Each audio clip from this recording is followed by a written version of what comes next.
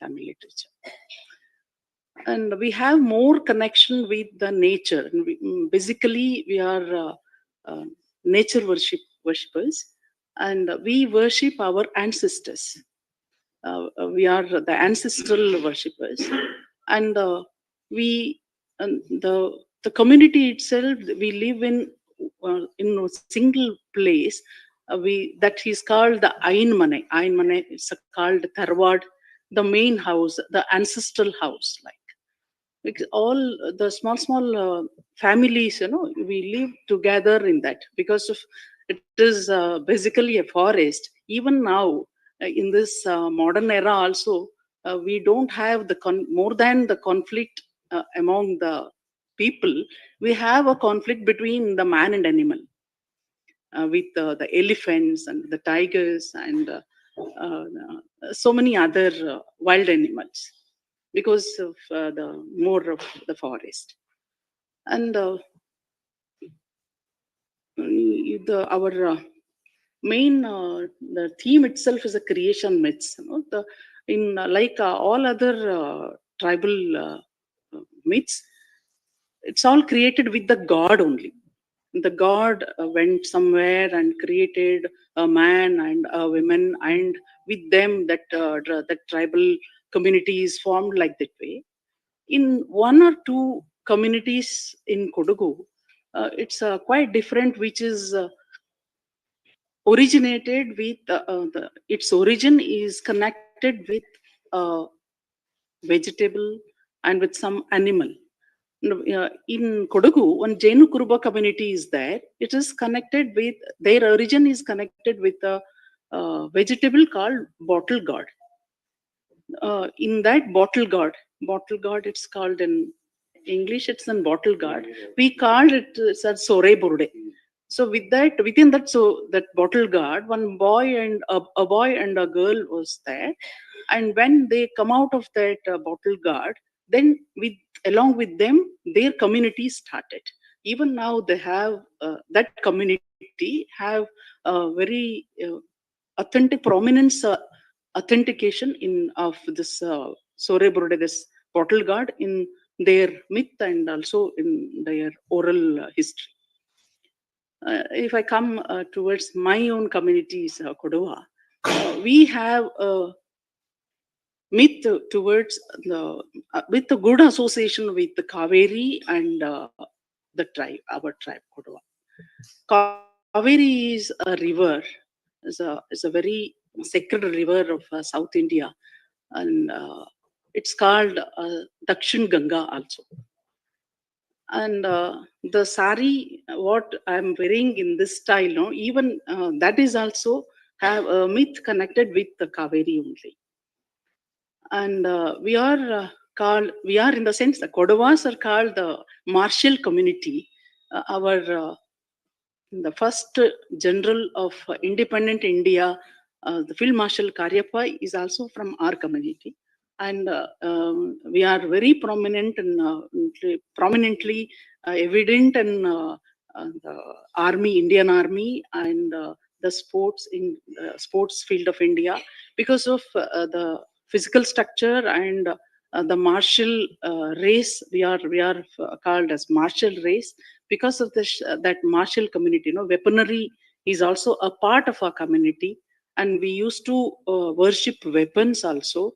And even women also, we are very familiar with using weapons. And with that connection, many of these tribal women of Kodagu, they are participating in the freedom fighting also. And we have the Kaveri is the holy water. We worship water and the field, and also the the soil. And we have only 2 to 3 festivals. We don't have any connection with this Brahminical culture. Well, even now, like the good old the tribal uh, rituals what we are having, even now we are continuing with that only, because many times with the influence of the modernity and so many other things, many changes will happen in tribal culture. And some of the things which are it's related towards the identity crisis, what sir was telling in our last session. It is most of the time it's connected with the identity issues and the identity crisis. And even then we have that significant identity of the Kodava women wearing white sari at the time of funeral. That is from the beginning, wherever we are, whatever may be their position or the work or whatever it may be, even now we are following the same rule. And also we don't have this the ritual of tying a thali at the time of wedding, and the boy tying a thali to the bride to the bridegroom. No, we don't have that. For that also we have a story, the myth connected with Kaveri only. Because Kaveri, and she was a daughter of the sage Kavera, and they were staying in the hill of Kodagu, Brahmagiri Hill it is called. It's a part of Sayadri Hills. And one sage Agastya, he came from Tamil Nadu side, and he was also started meditating there in that Brahmagiri Hills. And he saw that smart girl Lopamudra, uh, uh, and also her name was Kaveri. Kaveri because she is a daughter of Kavera Muni, and he wanted to marry Kaveri, but she was not into it. And because that sage Agastya is a old one, he's aged already, and but still he was insisted her to marry him, because otherwise they'll curse anyone and everyone. We know in our history, in the epics itself, we have so many stories of such kinds. So for that she agreed to marry Agastya with one condition. The condition was he should not leave her even for a minute. If he Whenever he do that, she'll leave him and she'll go, because Kaveri was intended to flow as a river to help the people of that place. And one time, this Muni Agastya, he went to the neighboring Kanika, the river Kanika, and that time she found that Agastya, he broken his promise, and she started uh, is, flowing as water towards almost I think 1 to 1.5 kilometer distance. She was flowing under the ground, and Guptagamini it is called, and then she came out of the soil and then started flowing. So this is with that, at that time the tribes, the Kodavas and so many other uh, the tribes who are speaking a Kodava language, the Sama Kodavas and Kodavas and Iris and so many other small communities are there who are speaking Kodava language. So they were all came there to stop Kaveri not to go, and she has to stay with Agastya. That time the force of the water, the flowing water, that time the sari was turned towards this side. That time Kaveri told the ladies and to tie the sari in her remembrance like this, and to keep the pleats in the back. So like that way, this the traditional dress, what we are wearing is started. And even for the men also, we use a weapon, this the sword like thing. I can't explain you, like that sword like thing we used to keep as in the side of our traditional dress. That's a weapon. For that also we have one mythological story connection with Raja Chandravarma of first century. So like that way, so many issues of the traditional things and the festivals and the traditional costumes and the jewelry, the everything we have a connection with the mythological and historical uh, evidences. So, so what I think is the even because of the land and the place and the atmosphere, the ambience that has also a very good influence with the community and the mythological stories of that tribes. Because Kodagu is the place where there's a more of forest and more of animals. Because of that, we have so many the customs in even at the time of marriage also. We have seven types of marriage, seven marriage types. Even in that, we have one tiger marriage also. It's a called Huli Maduve. What is that tiger marriage means? One, the person who kills the tiger, in the forest or in the village, he has the privilege to get a marriage with the dead tiger. Even the ladies also, there are historical proofs. The ladies also got a marriage, that celebration with in the history, because in many communities, in Indian communities, ladies will get only one time, one chance as for her marriage. The second time she don't have. It's called some other the Kudavali or other in some other names, but in our community, their bravery is recognized even from ages, and we don't have any particular festival or the tradition which only the women will celebrate.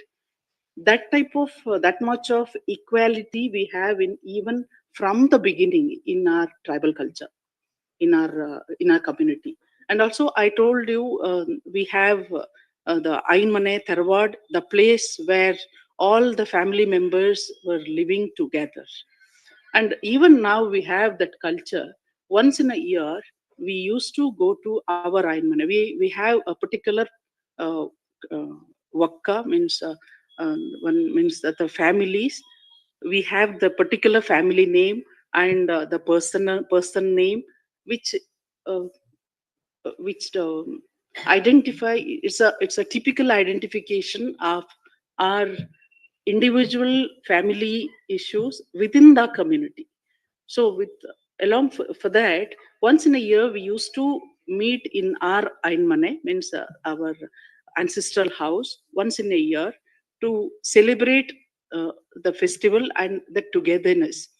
And just I remember when Sir was addressing in our last session, the almost all the tribal culture, they have the many rituals towards the unity, and that is the sort of unity we have. Even the Kodava community people are scattered all over the world, and even the more of us are settled in Mysore and Bangalore, in some other places compared to our native place, because of the children education and so many other things. Yeah.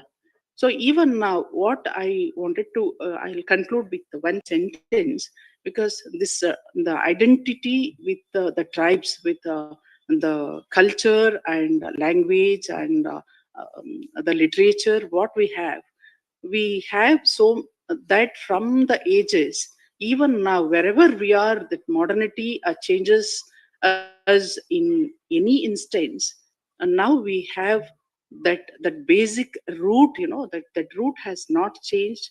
Wherever we go, we have that identical the things in our community, which will continue the the history and our uh, speciality of the tribe and everything. So I thank uh, profusely in the Sahitya Academy, Sahitya Academy, and all of you for your patience listening. Thank you once again. Thank you so much, Madam M.P. Rekha. You had already talked about the Kodava language. I think you mentioned, I should say that it's a generic term because you refer Kodava for language, for the people, the community, and for the land as well. So you have also talked about, the bottle guard, which started as a community based on the mythic story. You also talk about the river myth connected with a river and especially Kaveri, um, a worship river as a holy water and a story to be connected in this particular river. And you talk also about the identity, about the Godavari women, which wear, white clothes, as you mentioned. It's contradictory with our Khasi tribe. When we go to the funeral or the cremation, we wear black clothes, and of course. That depends on the culture and the belief. And you also mentioned about the marriage called the tiger marriage. And you mentioned also about the importance of the rituals we're going to the ancestral home. So we understand that there is always a divine intervention when we are talking about a creator, like deity, the ancestral spirit, and the supernatural beings. Yeah. So, and when we also talk about the conflict and balance, we understand that in each and every tribal creation myths, we have one way or the other. It may be similar to other tribal communities, it may be totally different, but that nevertheless, we are talking about, conservation of our identity. Thank you so much. And I now move on to um, another resource person here, our friend from Mizoram, Zoramdinthara, who would be representing about the creation myth of Mizo. So I welcome you, sir. Respected Madam Chairman, Professor Streamlet, and my fellow resource person today programs, and my dear friends. And here we are having one Padmawadi. Okay, Shari is one Padmawadi from Hyderabad. Okay, so we are very lucky to have a person like Padmawadi. And today I will talk about creation myth in a measure. Okay, as we all know, all the tribals in India, not only India, but all over the world have some connections. Okay, connection especially in the creation myth in our folklores or folk tales or whatever it might be. So Mizo folklores or Mizo myth form a significant component of the cultural identity among the Mizos. And not only a Mizo, as we all know, a Northeast state in India, uh, rich in oral traditions, and the folklores and the myth of the Mizo encapsulate their worldviews and the moral ethos and historical narratives. So these stories passed down, as we all know, our myths passed down through generation, serve as a repository of the Mizo culture and a collective memory reflecting their inmate relationship with nature's uh, community and spirituality. As we all know, Mizo folklore comprises an extensive arrays of songs. This is what we call Mizo folk songs and folk tales and myth and proverbs. And then they have been preserved and propagate orally, showcasing their linguistic and narrative prowess of the Mizo people. And then the folklores or the myth serve as multiple functions: entertainment, moral values, and moral instruction, historical documentations, and spiritual guidance. So the oral tradition is deeply entrenched in the social religious practice of the Mizo community. And then another important thing here I would like to highlight is that the origin of the Mizo myth can be traced back to the pre-Christian animistic traditions. These myth, the Mizo myth, were shaped during the migration from Chinlung caves. Chinlung caves is very, very important in Mizo history, not only Mizo history, but also the creation of Mizo myth. Chinlung means a big rock. Okay, it is a rather mythical rocks. Uh, in Mizo history, the Mizos were migrated from some southern part of China. It might be a Jialong province. The original home of the Mizo is still not known. So the Xinlung or the big rock, this big rock is deeply connected with this what we call a Mizo myth. And then uh, this myth shaped, as we all know, during the migration from the Chindung cave, which is considered to be, as I have said, mythical origin of the Mizo and their settlement of the hill, the Mizoram. So each story infused with the element of their struggle and victories and is a reflection of their adaptive strategies and their sense of identity as a tribe. As a tribe means as a Mizo tribe. So the before the arrival of Christianity in Mizoram, that is in the year 1894, the Mizo practice, as I have said, animism and their myth often center on spirit, deities, and supernatural beings. The folklore or myth often related to the agriculture practices, with the myth explaining their natural phenomena or the origin of plants and animals. So the Mizo believed in the mythical origin of humanity from, as I have said, a cave, big rock called in Mizo we call it Chinlung. Chinlung means very very big rock, or it might be a mythical rock. And then, according to our folklore, this cave was a dwelling place of their ancestor. I think it might be difficult to believe from today's worldview.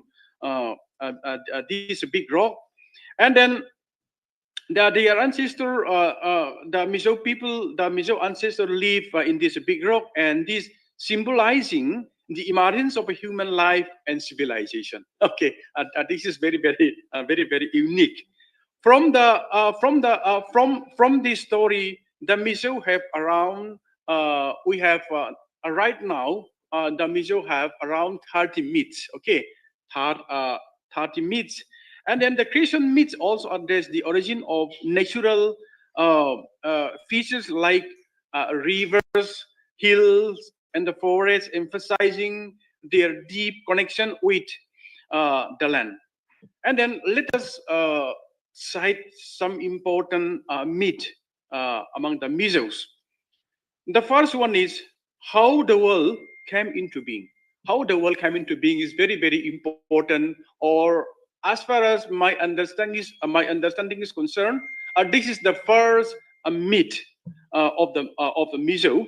So the origin of the myth of the Mizo folklore give a clear depiction of their appreciation of a natural world. The Mizo worldview nature as a feminine, uh, Hojingnu, a powerful goddess, is considered to be the creator of the earth. So in Mizo society, the role of a woman is not much important as their male counterpart. At the same time, in the creation, in a history or in the mid creation of the world, the role of the goddess is very important. And then uh, in the origin of the myth, Mizo myth, nature played an important role in the creation. And then in the beginning of the world did not exist, and neither did us human beings. There was one goddess name, as I have said, Khosingnu. Khosingnu is the goddess who created the world according to the Mizo myth. Khosingnu, she made the earth and create a variety of a green vegetation to protect the earth from scorching heat to give it a pleasant atmosphere. And then the earth was a very dry, and the trees and the plant could not survive through as well. She opened the window of the heaven and poured down water to the dry earth and all green vegetation. So whenever it rains, Mizo ancestor it says that the damsel of heaven is fetching a water. Uh, and then as the time passed on to feed on the green vegetation that she had created. She created human, birds, animals, and insects. At, at the time of creation, all the created living beings having tongues could speak, and man and animal could communicate with each other. As time passed, human beings multiplied in number, so did the animals and birds. All the multiplied in number differences. There is a differences and misunderstanding began to emerge, making them to become farther and farther and then apart from each other. So in the end, they even come to view as their enemies. So this is the first creation myth in the Mizo. And now coming to Take one more because the time. okay, one more. Now we have another important creation story, what we call Timjing or transformation myth. It also tells us how human and animals were turned into different creatures. This is another important myth. And then, as I have said, the story of Sinung also tells us how the Mizo originated from Sinung rock. This is another important Christian myth we have. And then we have another important myth, non-human and non-human being a creature like we have Bak or Kami, wolf tiger like that. And then Pung or Kwabang. This is, let's see, we have many other lords in Mizo creation myths. And then to conclude my speech, uh, in the tale of Kualtungam Tona, we have a man, a human, fall in love with a woman of a Kami, or half tiger or half human. This is also very, very interesting myth in the Mizo uh, tales. And then, uh, yes, there are many things to talk about Mizo Christian myth. With this, I would like to say thank you. Thank you. Thank you so much, Zoramdinthara, for giving us a few of the Christian myths in Mizo. And when you mentioned about the origin of the myths before accepted Christianity, and when you mentioned about Chinglung, the mythical rock, I think we should be aware. I don't know whether we have Ao here. Even the Ao Naga mythology also. They tell about the ancestors emerging from the stones, highlighting a belief in the sacred sites and natural elements. So they longtero they call it, meaning the six stones in the present day Nagaland.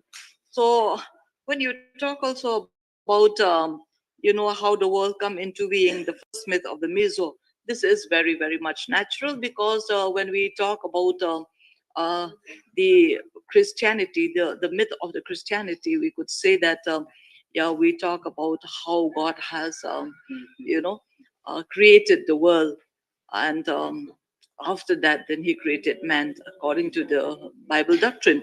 Nevertheless, you mentioned also about the Kinji and the non-human and human being myths that are very, very much in your Mizo language. But so sorry, we are due to paucity of time, we cannot hear all those. But maybe next time we will be hearing more from you. So thank you so much. We will now have another, another resource person. This Thailow Mok from Mok language. I invite you, Thailow. आलोन सुगो मंगलाबा सबको मेरा प्यार भरा नमस्कार। मैं पहले साहित्य अकादमी को यहाँ बुलाने के लिए आमंत्रित करने के लिए धन्यवाद देता हूँ और respected chairman of this session. तो 15 minutes, okay? क्रिएशन मीट के बारे में अगर बोलना शुरू करूँ तो काफी वक्त लग जाएगा। मैं छोटा एक मीट कहानी आपको पढ़ के सुनाऊंगा। इससे पहले कि मैं एक कहानी पर जाऊं तो हम लोग का जो विश्वास है और मीट जो है और जो लिटरेचर हम लोग का रेफरेंस की तरह मिला है, उसके नाम बोलना चाहूंगा। एक है राजवंश, हमारे ह्यूमन सिविलाइजेशन और ये जो जाति का जो इतिहास है इसके बारे में बताते हैं। और एक थादुवंश, और ये जो वर्ल्ड का क्रिएशन है, ये दुनिया कैसा बना, मानव जाति कैसा बना, इसके बारे में बताते हैं। और एक मनोरी, ये है एक माइथोलॉजिकल हिस्ट्री, एक कहानी। और लौकासरा ये लोग जिया कैसे जाते हैं, कैसे काम करते हैं, कैसे बात करना चाहिए, इसके बारे में बताते हैं। और हमारा एक इंटरेस्टिंग एक किताब है जातका, वो हमारा लॉर्ड बुद्ध के पूर्व जो जन्म है, 500 जन्म के बारे में, किस जन्म में क्या हुआ था, इसके बारे में पूरा उल्लेख है। तो हमारे ये हिसाब से अभी तक 28 बुद्ध आ चुके हैं। हमारे हिसाब से ये भी है, ये जो धरती अभी चल रहा है उसका एक दिन खत्म हो जाएगा। तो प्रत्येक जो हर एक धरती का एक आयु होता है।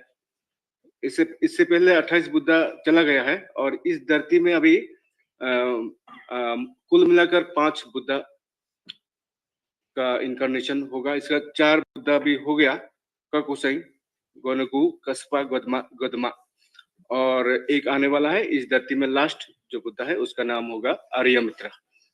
तो गौतम बुद्ध का जो उसका धम्म का जब विस्तार, इसका जो एक्सपायरी डेट दिया गया है 5000 साल में अभी 2568 साल चला गया है। तो उम्मीद ये है कि इस 5000 साल के बाद ये धम्मा जो स्पिरिचुअल की बातें हैं उसे सुनने के लिए कोई भी नहीं रहेगा। लोगों का उम्र कम होते होते 10 साल तक चला जाएगा। बैंगन के पैर में भी उठकर ये बैंगन लेना पड़ेगा। और जो क्रेडल जो है, क्या कहते हैं इसे हिंदी में, मैं पता नहीं, वो जो हाँ, वही से ही वो दूध पीते अपना जीवन साथी को मांगना शुरू करेगा, ऐसा मीथ है।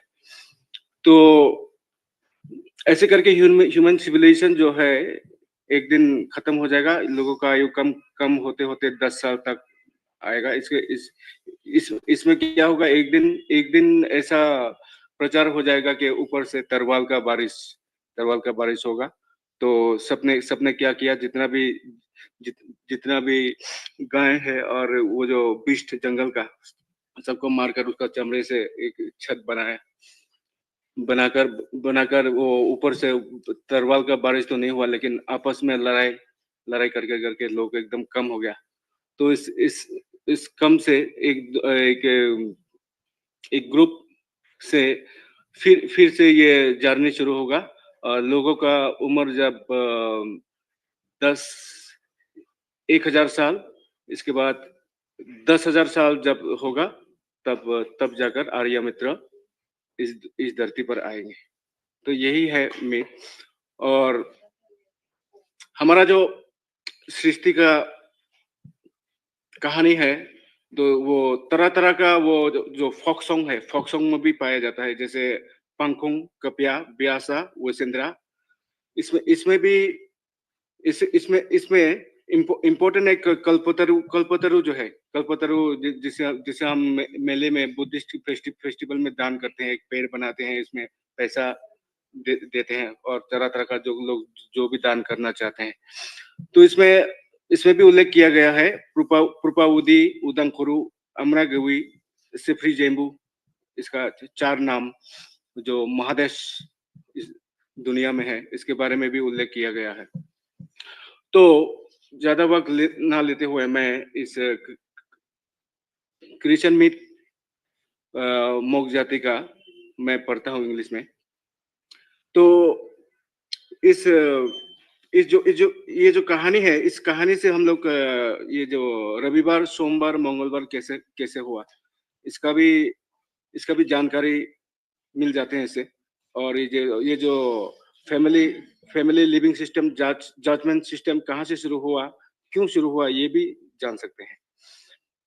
तो introduction, this Christian myth narrates the events leading to the birth of human civilization. As per the tribal beliefs, it involves divine intervention, celestial elements, and the gradual development of humanity from mystical origins.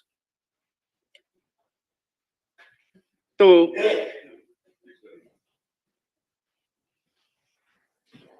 हमारे Buddhist के हिसाब से एक particular एक इस world या universe को create करने वाला कोई है, ऐसा हम विश्वास नहीं करते।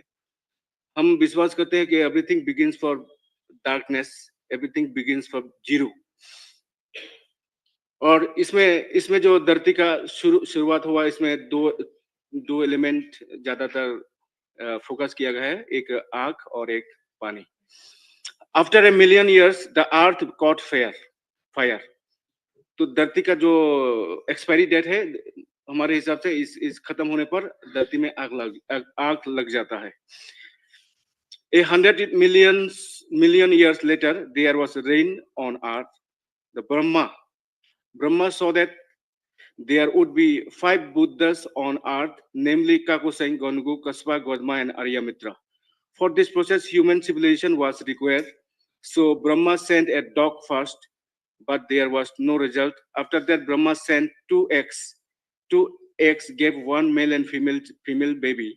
For feeding milk to the babies, a calf was sent by Brahma. The calf began to give milk twice a day. The babies grew up, and once calf stopped coming, the children walked and found ashes to eat. जो धरती का जला हुआ जो राख है वो खाने लगा। They survived on ashes for 6 months. एक बार खाने से 6 महीने खाना नहीं पड़ता था। There was darkness everywhere and they wished for some light. The sun appeared one day and the day was called Sunday. Gradually at night they wished for light again, and one day the moon appeared, which became Monday. Brahma saw that despite the male and female creation, there was no sign of new generation. So one day, a drink that separated male and female sex appeared in their bodies. So separation of male and female, and that day was named Anga, Tuesday. After a few years, Brahma saw that their physical relationship was required for human generation. They were served cameras when they first had physical relationship. That day was named Buddhahu, Wednesday. They got 1 baby and with 99 children from drops of blood from them. The children survived with their ashes found after the earth caught fire. After that, 100 boys and 100 girls were born. There was a need for education for the children, and the Brahma sent a saint to teach them various education. तो शिक्षा का गुरु जो है उस गुरु को जब दिन वो बच्चों को सौंप दिया गया, उस दिन को हम गुरुवार कहते हैं। The day when the children were handed over to the preacher was called Krasopati Thursday. After education, the 100 boys married the 100 girls. the ashes began to reduce and movement to far areas started. They also began to collect the ashes, and some of them started to steal others collected ashes, leading to quarrels among them. To have solution, they planned to choose a leader come judge, and the Samatha king was elected. A total 101 kings reigned, and human also divided into 101 races and communities. ये कहानी बहुत लंबा था, मैं यहाँ तक आपको सुना रहा हूँ. तो कुल मिलाकर हमारा जो लाइन है, तो कम्युनिटी का अपना एक विश्वास है, और ये जो बुद्धिज्म हम लोगों ने अपनाया, इस बुद्धिज्म के हिसाब से इस मीत अलग है, और हमारा जो अपना विश्वास है ये भी अलग है. तो हम लोग अभी क्या कर रहे हैं कि दोनों को मिलाकर आगे चलने की कोशिश कर रहे हैं. तो हमारा जो रेफरेंस जो भी है वो सब किताब में लिखा हुआ है, और मीथ जो हम लोग सुनते आए हैं वो सभी मिलाकर आपके सामने मैंने रखा. तो मैंने जो कहा उसे धैर्य से सुनने के लिए सबको मेरा धन्यवाद. Thank you. Thank you so much, Thailow, for giving us and highlighting us about the Mok tribes. You have talked about the Rajong, which talks also about the human civilization, and then the Monori, I think, about history and the folk tradition. And you also mentioned about the Lugathara, and the latest one, like your tribe has accepted Buddhism, which we understand that many of it will be followed also the tradition of the Buddhism. So before I come to the end, I think you would like also to hear about Khasi myths, isn't it? So I had planned 15 minutes each so that I'll get time also for myself.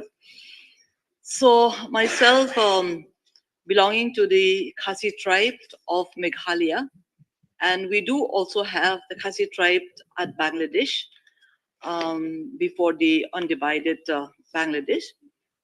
And then let me talk about one creation myth. It's about how the Khasis have come on earth, have come to this earth. It is believed that there were 16 families,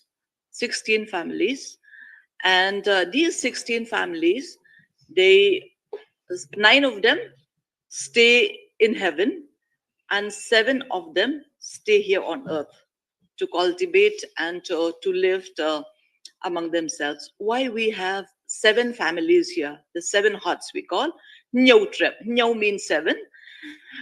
It is because, according to the Khasi tradition, the Khasis believe that the marriage is purely exogamous. Exogamous means outside their own tribe.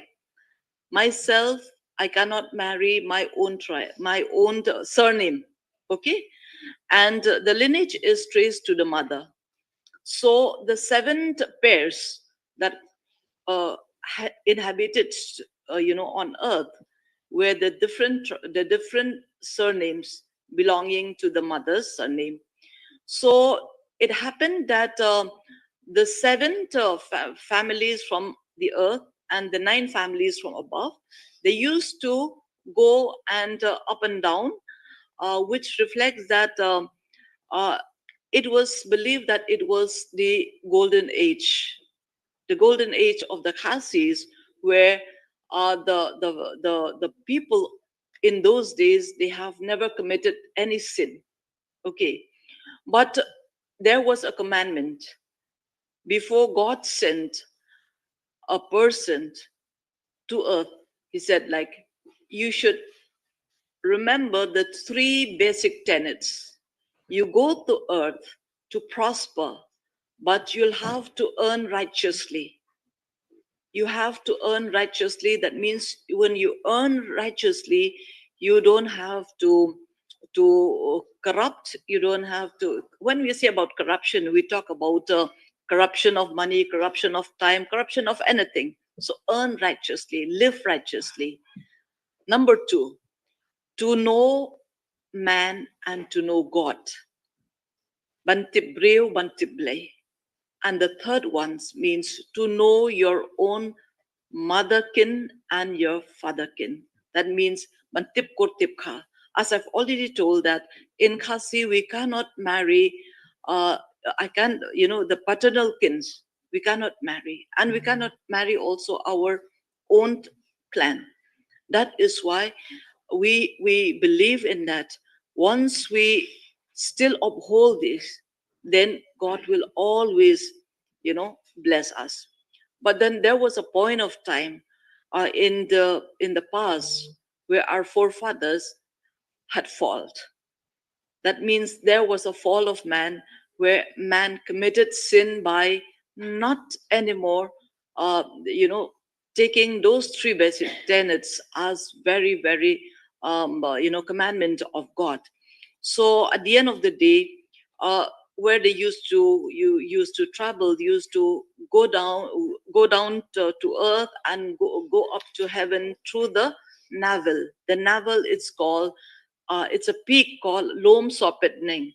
Okay, that Lom Sopetning, those people who have come to Shillong, just before you reach Umyam Lake, Barapani, then to the left side you will see this one huge gate. It's made just now about 20 years ago, but then that peak, Sopetning Peak, it's a symbolical peak which talks about the relationship between man and God. But fortunately, after testing the remnants of that peak, and they had taken it to very important experts, and they found out that yes, there were people staying in that place about 2000 years plus. That means the Khasis have existed 2000 years before. So this is the traditional myth of the Khasis, and we do believe that we come straight from heaven, that God has sent the man on earth. So I would like to read one creation myth, since most of you also talk about water, and we do have also how origin of water comes to the Khasis. So I have just jot down here. There's a myth called Uswit no Ba'an Ka'um. Uswit no is the name of a character, it's the name of a person. Ka'um means water. Okay, Uswit no and water. It explains about the origin of river and water sources, emphasizing the Khasi reverence for nature and balance. So the myth of Uswitno is the Khasi creation myth, which is a fascinating legend that explains the origin of rivers and water sources in Khasi folklore. This myth reflects the deep reverence of the Khasi people that have for nature and the symbolic relationships between human and their environment. So I will just read the story. Long ago, the sacred times when humans and nature coexisted harmoniously, there was a powerful and kind-hearted man named Uswitno. He was known for his wisdom and strength, and he possessed a divine connection to the elements. He lived near a great mountain where the earth was rich, the trees stood tall, and the rivers had not yet been born. One day, Uswitno met a mystical maiden named Kaum. Kaum means water, whose name itself meant water. She was no ordinary woman. She was a spirit of the land, embodying the essence of all hidden water sources beneath the earth. The two shared a profound bond, and their union was believed to bring balance to nature. As time passed, Uswitno and Kaum lived in harmony, but fate had other plans. A great calamity struck the land. A prolonged drought dried up the fields, withered the forests, and threatened the survival of all living beings. The people prayed to the heavens, but the rain did not come. Realizing the gravity of the situation, Usujno sought guidance from the elders and the divine spirits. He learned that to restore balance, a great sacrifice had to be made. It was revealed that Kaum, the water, being the spirit of water, had to return to her true form to replenish the land. So heartbroken but determined to save the people, Kaum embraced her destiny. As she bid farewell to Usutno, she transformed into a flowing stream, her essence spreading across the valleys and hills.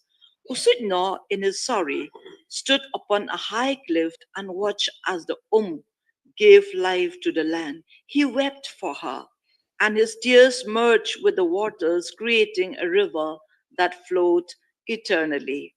Thus, the first great rivers and waterfalls of the Khasi Hills were born, bringing fertility and sustenance to the people.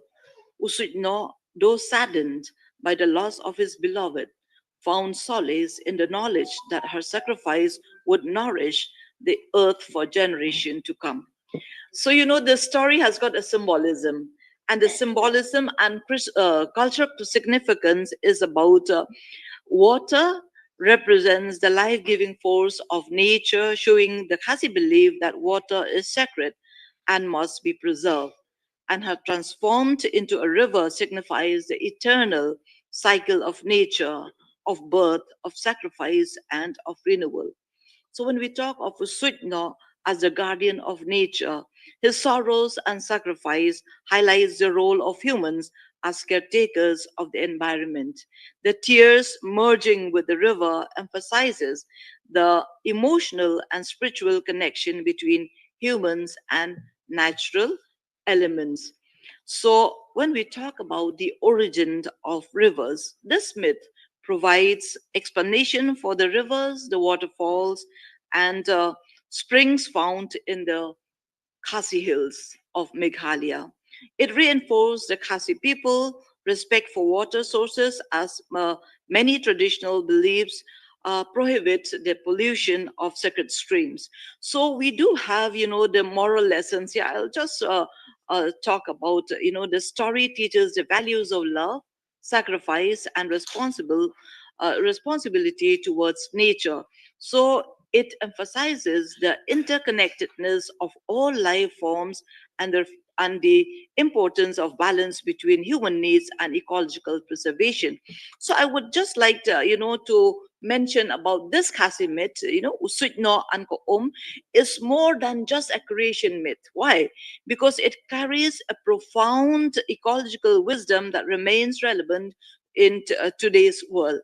So this myth reflects key environmental concern such as water conservation, climate change, deforestation, and sustaining living. Uh, why I'm talking about this, because we do have forests, especially the sacred forests. Why our forefathers kept all these sacred forests until now it is, sustained, because by keeping the sacred forest, we also get, uh, a sources of water. We get water tapped, and we can drink the water, and water should not be taken it for granted. And just as the people in the story faced drought, they faced, today's world in the grappling with water crisis due to overuse, due to mismanagement, due to climate change. But then having these sacred forests, we have also the sources of water. And not only the sources of water, when we have the sacred forest, it means that we have also, the different species which lives in the forest, and these species will not be endangered, will not get extinct, because the sacred forests uh, preserve all these flora and fauna inside the forest. It is believed in our sacred forest, anything that you want to eat, anything that is edible in the forest, you can have, you can eat. You cannot dirty the forest inside, you cannot urinate, you cannot shit, you cannot even speak foul language. Otherwise, a bad omen will happen. You know, so by having these sacred forests, it has helped so much, and it has become an inspired myth. People who comes to Meghalaya, they want to visit, the nearest sacred forest, which is at Mauplang. And because of that forest, we have the water tap for the resources that we get the whole of the Shillong city from the dam that they have already constructed. So in the conclusion for all the papers, I would say that creation myth, as a literary and cultural foundation, we can say that all tribal literary traditions, including folk tales, stories, poetry, dramatic performances, um, songs, folk songs, and so on and so forth, it draw heavily from creation myths. And these stories are recited during festivals, initiation rites, and storytelling sessions, reinforcing cultural continuity and moral lessons. Modern tribal literatures often reinterprets why we want to have a retelling of our folk. Retelling of our folk means we can make it more interesting, but then the spirit of the folk is there. And what I would like to say here is that when we reinterpret these myths in contemporary context, we are linking them to ecological conservation, we are linking them to cultural identity, we are talking about identity struggles, especially in this modern situation, the modern era. But then we do have also resistance narratives. So, in conclusion, I would say creation myth in tribal literary traditions are more than just stories. They embody the spiritual and philosophical outlook of indigenous communities. They serve as the foundation of tribal literature, shaping oral traditions, rituals, and modern expressions of cultural identity. As the world changes, these myths continue to evolve, reflecting the resilience and creativity of tribal societies. That is why, Sahitya Academy these days, they make special sessions for tribal people, for tribal sessions, because we want to continue, and we want a cultural exchange from these different tribes. When we are listening to one another, we are enlightened, and we are enriched by our very diverse and rich cultural heritage. So thank you once again to all the resource person. We put the hands together. I don't think so we have any more time, but then if you allow, if anybody would like to just say a few words from your side, like if you among the paper presenters who have done that somehow very similar, Alex, one or two words from your side. Yes, ma'am. We should be winding up in another 3 minutes. Yeah. Yeah. So I'm giving them 2-3 minutes for them because they want to share. Yeah. Yeah, because they have listened to us. I know that most of them also, they may have their views on their particular tribe. Just say a few words. One example, because I stop him in between. Yeah.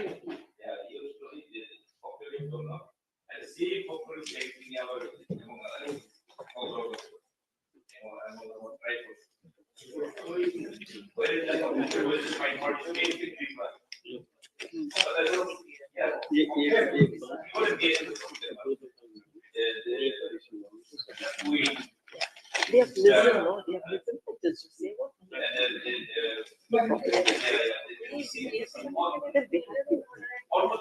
It's lunchtime, no?